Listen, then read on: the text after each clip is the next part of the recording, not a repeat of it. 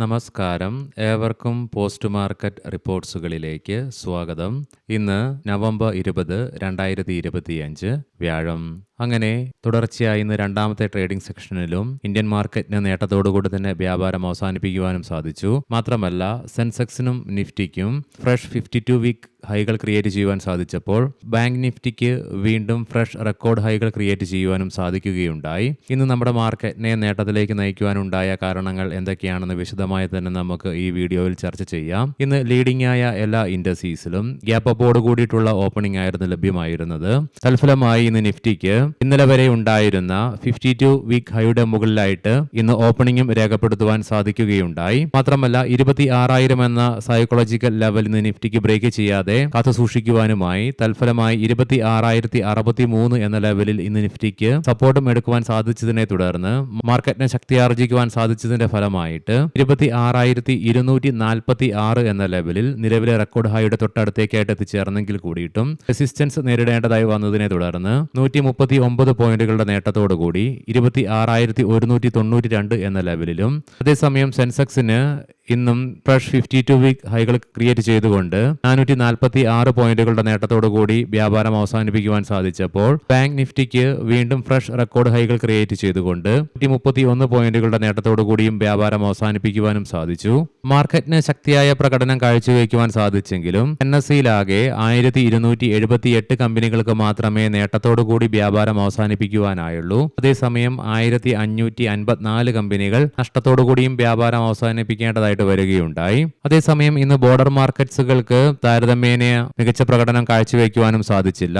തൽഫലമായി BSE mid ക്യാപ്പിനും small ക്യാപ്പിനും ഫ്ലാറ്റ് ആയിട്ട് വ്യാപാരം അവസാനിപ്പിക്കേണ്ടതായിട്ട് വരികയുണ്ടായി. Auto, capital goods, oil and gas, private bank, energy തുടങ്ങിയ മേഖലകൾക്ക് 0.3% മുതൽ 0.6% നേട്ടം കൈവരിക്കുവാൻ സാധിച്ചപ്പോൾ consumer durables, media, PSU bank തുടങ്ങിയ മേഖലകൾ 0.3% മുതൽ 1% നഷ്ടവും നേരിടേണ്ടതായിട്ട് വരികയുണ്ടായി.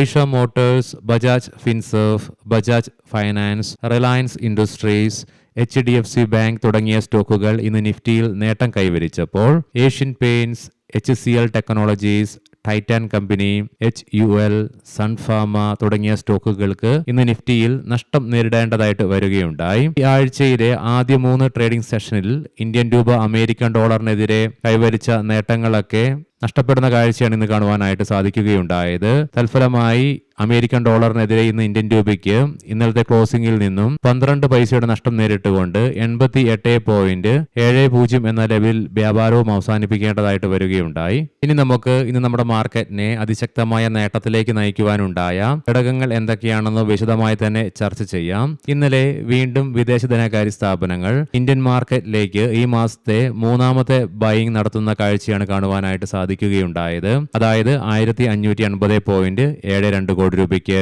ഈ മാസം 3 ട്രേഡിംഗ് സെഷൻ ഒഴികെ ബാക്കി എല്ലാ ട്രേഡിംഗ് സെഷനിലും നെറ്റ് സെല്ലേഴ്സ് ആയിട്ട് തുടർന്ന വിദേശ ധനകാര്യ സ്ഥാപനങ്ങൾ ഈ ആഴ്ചയിൽ തിങ്കളാഴ്ചയും ഇന്നലെ ബുധനാഴ്ചയുമായിട്ട് 2 ട്രേഡിംഗ് സെഷനുകളിൽ ബയേഴ്സ് ആയിട്ട് മാറുകയുണ്ടായി. മാത്രമല്ല ഇന്നലെ ബൈയിങ് വർദ്ധിപ്പിക്കുകയും ഉണ്ടായി അവരുടെ ഭാഗത്ത് നിന്ന്. വിദേശ ധനകാര്യ സ്ഥാപനങ്ങളുടെ ഭാഗത്ത് നിന്ന് വന്ന ഈ ആക്ഷൻ ഇന്ത്യൻ മാർക്കറ്റിന്റെയും നിക്ഷേപകരുടെയും ആത്മവിശ്വാസത്തെ വർദ്ധിപ്പിക്കുകയുമുണ്ടായി.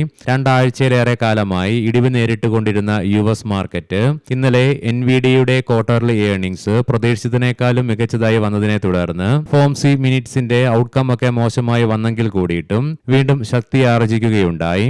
മാത്രമല്ല NVIDIAയുടെ ക്വാർട്ടർലി ഏർണിംഗ്സിന്റെ ഫലമായിട്ട് കഴിഞ്ഞ ആഴ്ച മുതൽ ഗോൾഡ് മാർക്കറ്റിൽ AI സ്റ്റോക്കുകളിൽ ഉടലെടുത്ത ആശങ്കയ്ക്ക് ഒരു പരിഹാരമാവുകയും ചെയ്തു. തൽഫലമായി ഇന്ന് ഗ്ലോബൽ മാർക്കറ്റിലും ഉയർച്ച രേഖപ്പെടുത്തുകയുണ്ടായി. നിലവിൽ യുഎസിലെ ഡോ ജോൺസ് ഫ്യൂച്ചർ 243 പോയിന്റുകളുടെ നേട്ടത്തിലാണ് വ്യാപാരത്തിൽ തുടർന്നുകൊണ്ടിരിക്കുന്നത്.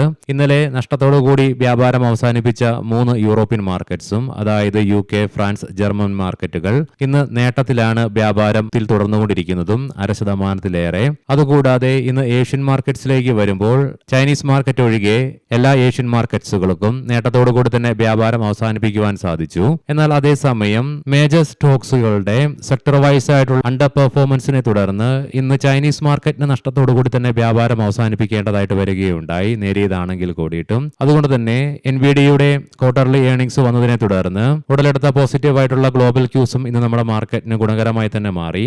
ഇന്ന് ഹെവി വെയ്റ്റ് സ്റ്റോക്കുകളിലൊക്കെ അതിശക്തമായ ബൈയിങ് ആണ് ദൃശ്യമാവുകയുണ്ടായത്. തൽഫലമായി ഇന്ന് റിലയൻസ് ഇൻഡസ്ട്രീസിനൊക്കെ 2% നേട്ടവും കൈവരിക്കുവാനുമായി. അതുകൂടാതെ ഐഷ മോട്ടോഴ്സിന് 3% നേട്ടം കൈവരിക്കാനായപ്പോൾ HDFC ബാങ്കിന് 1.5% നേട്ടവും കൈവരിക്കുവാനുമായി. മാത്രമല്ല ഇന്ന് ഒട്ടുമിക്ക ക്വാളിറ്റി ഹെവി വെയ്റ്റ് സ്റ്റോക്കുകളിൽ അതിശക്തമായ ബൈയിങ്ങും പ്രകടമായിരുന്നു. അതുകൊണ്ട് തന്നെ ഇന്ന് ഹെവി വെയ്റ്റ് സ്റ്റോക്കുകളിലും ഇൻഡെക്സിലും ഉടലെടുത്ത ശക്തമായ ബൈയിങ്ങും ഇന്ന് നമ്മുടെ മാർക്കറ്റിനെ നേട്ടത്തിലേക്ക് നയിക്കുവാൻ മറ്റൊരു കാരണമായി തന്നെ മാറുകയുണ്ടായി. എന്നാൽ ഇന്ന് ഇന്ത്യൻ IT സെക്ടറിൽ കഴിഞ്ഞ ട്രേഡിംഗ് സെക്ഷനുകളിലെ നേട്ടം തുടരുവാനായില്ല. തൽഫലമായി ഇന്ന് നിഫ്റ്റി ITക്ക് ഫ്ലാറ്റ് ആയിട്ടാണെങ്കിലും നേരിയ നഷ്ടത്തിൽ വ്യാപാരം അവസാനിപ്പിക്കേണ്ടതായിട്ട് വന്നു. അതുകൂടാതെ ഇന്നലെ മികച്ച പ്രകടനം കാഴ്ചവെച്ച നിഫ്റ്റി IT ഇൻഡെക്സിലെ പ്രധാനപ്പെട്ട സ്റ്റോക്കുകളായ HCL ടെക്, ഇൻഫോസിസ്, കോഫോജ്, TCS തുടങ്ങിയ സ്റ്റോക്കുകൾക്ക് ഇന്ന് നഷ്ടത്തോടുകൂടിയും വ്യാപാരം അവസാനിപ്പിക്കേണ്ടതായിട്ട് വരികയുണ്ടായി. അതേസമയം ഇന്ന് ബ്രെന്റ് ക്രൂഡിന്റെയും ക്രൂഡ് ഓയിലിന്റെയും വിലയിൽ 1% ഉയർച്ച അനുഭവപ്പെട്ടതും ഇന്ത്യൻ രൂപയ്ക്ക് അമേരിക്കൻ ഡോളറിനെതിരെ മൂല്യശോഷണം നേരിടേണ്ടി വന്നതും നമ്മുടെ മാർക്കറ്റിന്റെ ശോഭയെ നേരിയ തോതിലാണെങ്കിലും ബാധിക്കുകയുണ്ടായി. ഈ രണ്ട് ഘടകങ്ങളും ഇന്ത്യൻ മാർക്കറ്റിന് അനുകൂലമായിരുന്നെങ്കിൽ ഒരുപക്ഷെ ഇന്ന് നിഫ്റ്റിക്ക് ഫ്രഷ് റെക്കോർഡ് ഹൈ ഇന്ന് ക്രിയേറ്റ് ചെയ്യുവാൻ സാധിക്കുമായിരുന്നു. ഗോൾഡിന്റെ വില നിലവിൽ നേരിയ ഇടിവ് രേഖപ്പെടുത്തുന്നുണ്ട്. $4061 പെർ ഔൺസ് എന്ന നിലയിലായിട്ടാണ് ഗോൾഡിന്റെ വ്യാപാരം തുടർന്നുകൊണ്ടിരിക്കുന്നത്.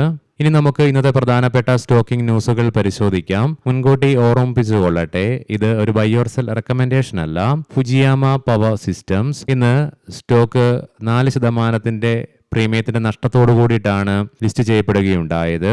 ITC കൽക്കട്ട സ്റ്റോക്ക് എക്സ്ചേഞ്ചിൽ നിന്നും സ്റ്റോക്ക് വോളന്റയർലി ഡിലിസ്റ്റ് ചെയ്യപ്പെടുകയുണ്ടായി. ഇൻഫോസിസ് 18,000 കോടി രൂപയുടെ ഷെയർ ബൈബാക്ക് ഇന്ന് ആരംഭിക്കുകയുണ്ടായി. നിലവിലെ വിപണി വിലയേക്കാൾ 17% പ്രീമിയമാണ് വാഗ്ദാനം ചെയ്തിരിക്കുന്നത്. നവംബർ 26 ബുധനാഴ്ചയോടുകൂടി വിൻഡോ അവസാനിക്കുകയും ചെയ്യും. Anil Ambani's Reliance group. അനിൽ അംബാനിയുടെ റിലയൻസ് ഗ്രൂപ്പിനെതിരായ കേസിൽ 1,400 കോടി രൂപയുടെ പുതിയ സ്വത്തുക്കൾ എൻഫോഴ്സ്മെന്റ് ഡയറക്ടറേറ്റ് കണ്ടെത്തുകയുണ്ടായി. സുദീപ് ഫാർമ IPO നാളെ മുതൽ സബ്സ്ക്രിപ്ഷന് വേണ്ടിയിട്ട് ഓപ്പൺ ആകും. 563 രൂപ മുതൽ 593 രൂപ വരെയാണ് പ്രൈസ് ബാൻഡ് ആയിട്ട് ഫിക്സ് ചെയ്തിരിക്കുന്നത്. നവംബർ 25-ന് സബ്സ്ക്രിപ്ഷൻ ക്ലോസ് ആകും. 25 ഇക്വിറ്റി ഷെയറുകളാണ് ഒരു ബണ്ടിലായിട്ട് കണക്കാക്കുക. ടെക്സ്മാക്കോ റെയിൽ ആൻഡ് എഞ്ചിനീയറിംഗ് 6.39 കോടി രൂപയുടെ പുതിയ ഓർഡർ സെൻട്രൽ റെയിൽവേയുടെ ഭാഗത്ത് നിന്നും കമ്പനിക്ക് ലഭിച്ചു. ആക്സിസ് ഗേറ്റ്സ് ടെക്നോളജീസ് Q2 ഏർണിംഗ്സിൽ ഇയർ ഓൺ ഇയർ ബേസിസിൽ പ്രോഫിറ്റ് ആഫ്റ്റർ ടാക്സിൽ 89% വർധനവ് രേഖപ്പെടുത്തിയപ്പോൾ കമ്പനിയുടെ റവന്യൂ ഫ്രം ഓപ്പറേഷൻസിൽ 13% വർധനവും രേഖപ്പെടുത്തുകയുണ്ടായി.